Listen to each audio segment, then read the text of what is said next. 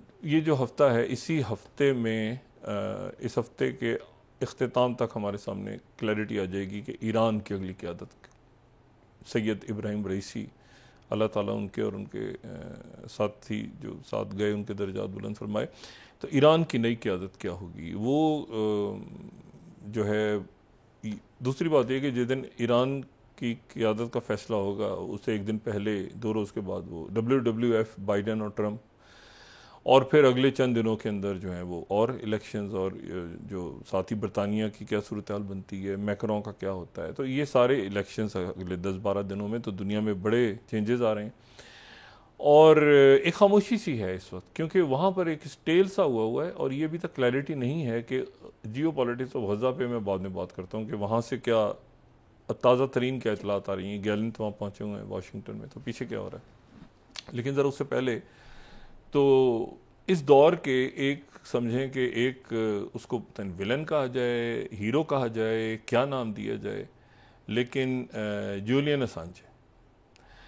अच्छा, Julian Assange जो है ये इनको 5 साल के बाद बरतानिया के जेल से इनको रिहाई मिली, और ये जो हैं ये साइपन जो जज़ायर हैं, ये हैं मरियाना के जज़ायर, और मारियाना के जो जज़ायर हैं ये बहरुल काहिल में, यानी पैसिफिक में, ये जज़ायर हैं 14 जज़ायर हैं। और ये पहले तो स्पेन के पास थे, फिर ये जर्मनी के पास चले गए, फिर जर्मनी ने पता नहीं जापान को भेज दिए, क्या स्पेन ने जापान को भेज दिए थे शायद, फिर पता नहीं फिर क्या हुआ, फिर आगे से वो सेकेंड वर्ल्ड वॉर के बाद बहरहाल जापान से ने जब सरेंडर वगैरह किया, तो ये जज़ायर जो हैं ये एक तरह से अमेरिका की कॉलोनी, ये नाम उसका कोई भी रखें, लेकिन वो अमेरिका की कॉलोनी, जैसे गुआम और बाकी।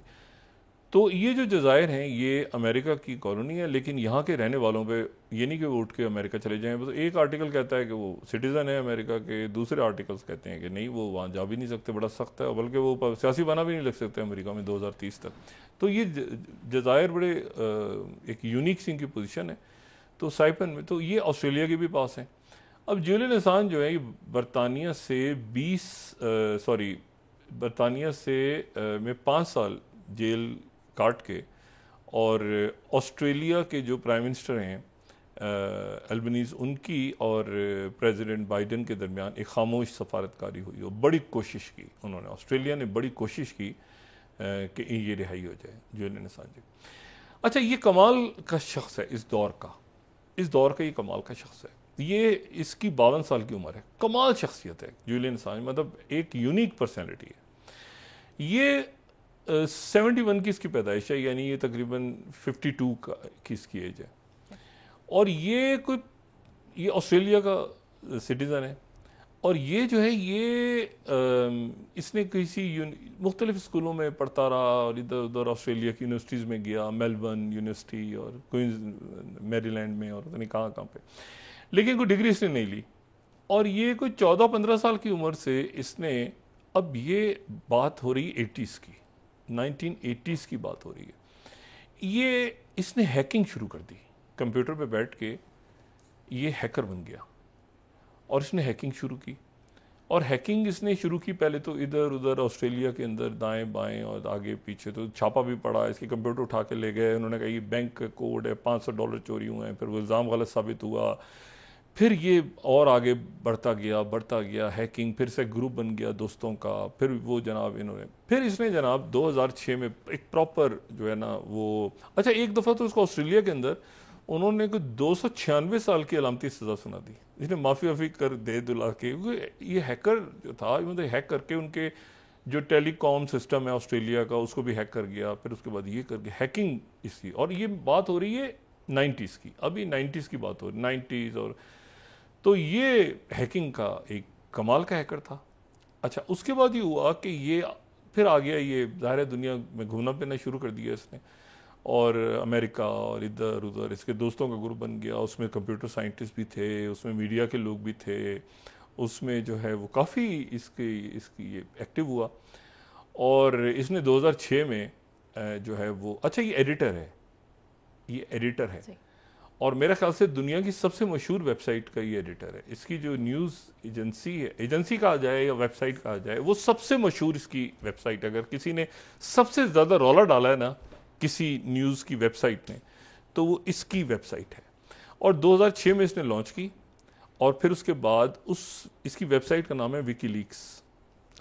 अच्छा, विकीलीक्स इसने लॉन्च की, और विकीलीक्स में चूंकि हैकर था, अब जनाब ये हुआ कि इसने इतना रौला डाला उस विकीलीक्स पे कि इसने जो है उसमें 2009 और 10 में तो इसने बिल्कुल वहाँ पर जनाब पहले तो इसने वीडियोस रिलीज़ की, और एक वीडियो तो ऐसी जिसमें इराक़ के अंदर वो राइटर्स के जो लोग हैं और सिविलियंस हैं अमेरिकन आर्मी के, वो गोलियां चला रहे हैं अपाची हेलीकॉप्टर से, और वो कुछ मेरे ख्याल से 30-40 सेकंड की उस वक्त, ये 2010 के शुरू में इसने रिलीज़ किया था पहला अपना जो पहली लीक्स आई थी, तो वो इराक़ के हवाले से थी, और बहुत सारी उसमें डॉक्यूमेंट्स थी।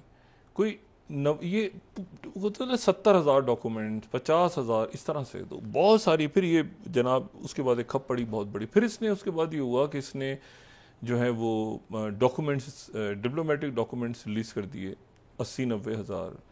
और फिर अच्छा, इसका दुनिया भर में फिर इसकी वेबसाइट का जो है वो मुख्तलिफ अखबारों के साथ, जैसे अचानक एकदम होता है ना कि गार्डियन और न्यूयॉर्क टाइम्स और इंडिया में भी जो है और पाकिस्तान में भी एक न्यूज़ मीडिया, बस सारे सब एक साथ एक ही वक्त में वो लीक होती थी डॉक्यूमेंट्स पूरी दुनिया की। तो विकी लीक्स जो है उसने बहुत खप डाली।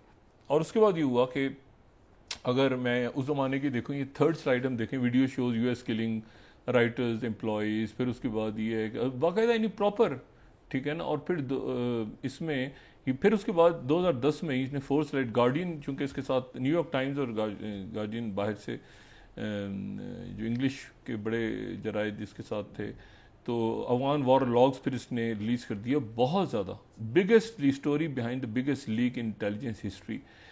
अच्छा, फिर उसके बाद ये जो है ना पूरा, अब ये मतलब हैक होके और अचानक, और फिर आखिरी जो बड़ा लीक हुआ वो 2016 में। अच्छा, 2010 में इसको अरेस्ट कर लिया, बरतानिया में इसको अरेस्ट कर लिया, स्वीडन से इसके वारंट्स निकले, बरतानिया में इसको अरेस्ट कर लिया, अरेस्ट किया, बेल पे रहा होगा। उसके बाद ये जाके इसने एक्वाडोर की एम्बेसी में इसने पनाह ले ली, और वहाँ ये कई साल तक रहा। और जब एक्वाडोर की एम्बेसी में गया, वहाँ सियासी पनाह ले ली, अंदर ही अमेरिका पीछे लगा हुआ था कि हमें हमारे हवाले किया जाए। तो एक जनाब दुनिया इसकी हमायत में, इसके लोग आगे पीछे, फ्रीडम ऑफ स्पीच। वो तो फिर 2016 में इलेक्शन से मेरे ख्याल से कोई 1-2 रोज़ पहले इसने एक और डॉक्यूमेंट्स रिलीज़ कर दिए, उसमें हिलरी क्लिंटन की ईमेल्स भी आ गई, और ये भी और वो भी, आगे पीछे एक रौला पड़ गया।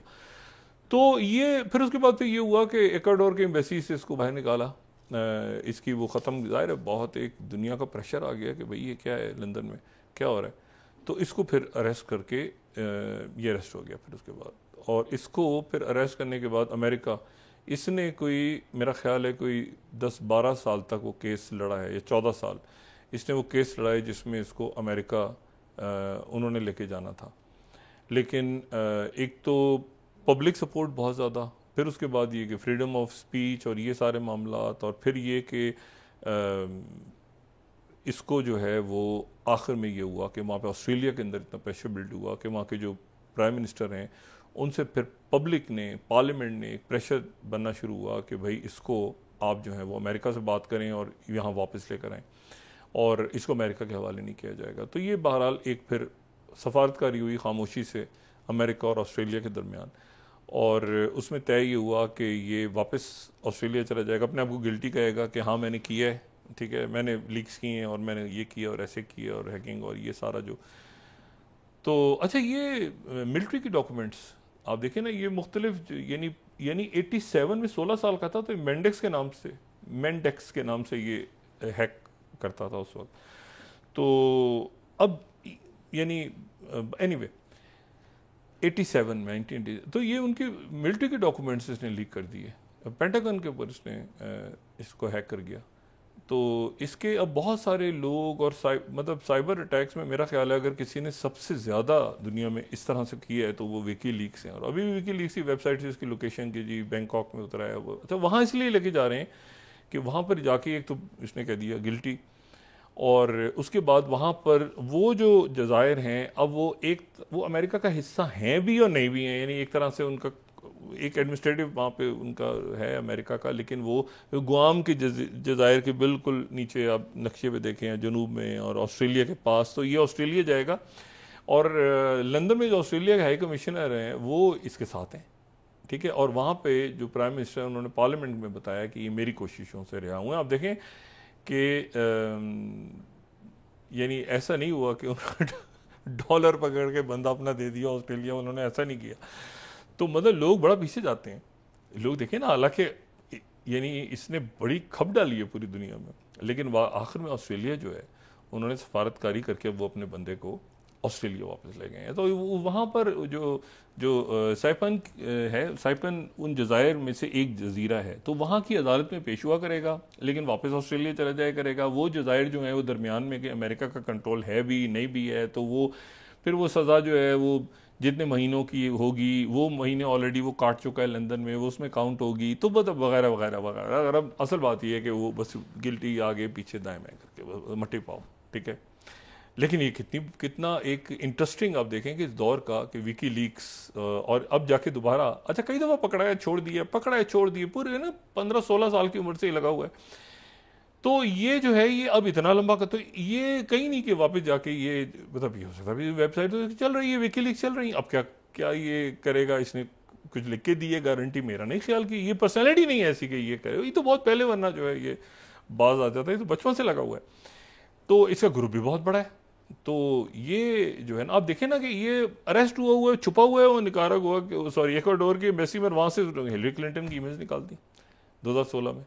तो अच्छी खासी खप है ये आदमी। तो बहरहाल ये है कि अब देखेंगे ये इस दौर का बड़ा एक इंटरेस्टिंग कैरेक्टर। और वापस ऑस्ट्रेलिया अपने बंदे को ले गया। असल बात ये है कि इसको ये था कि क्या ये अमेरिका जाएगा या इस पर मुकदमा चलेंगे अमेरिका में, या ये है कि ये ऑस्ट्रेलिया इसको ले जाने में कामयाब हो जाएगा। तो आखिरकार ऑस्ट्रेलिया इसको ले जाने में कामयाब हो गया, बरतानिया की जेल से रिहा करवा के। दोस्तों ये एक बहुत बड़ा मेरे ख्याल से वाकया है, और ये चूंकि एक अरसे से एक है ना विकी लीक्स, अब व्हाट नेक्स्ट। तो अब ये है कि विकी लीक्स ना मतलब है कि बस खामोशी से और सिक्योरिटी वगैरह पूरी प्रोवाइड करके कि दरमियान में कहीं प्लेन को ना कुछ हो जाए, दाएं बाएं ना ले जाए प्लेन, तो प्रॉपरली एक जो है वो खामोश सफारतकारी हुई है पीछे।